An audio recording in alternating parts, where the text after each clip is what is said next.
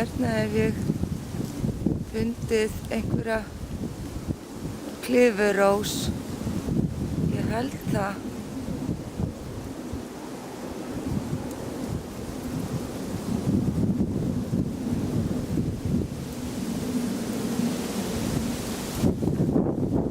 Þetta er allt hér í broddum.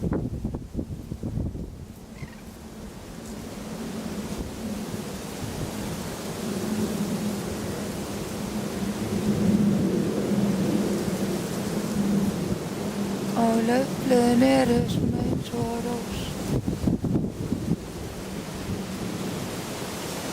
Og þetta nær þarna alveg bara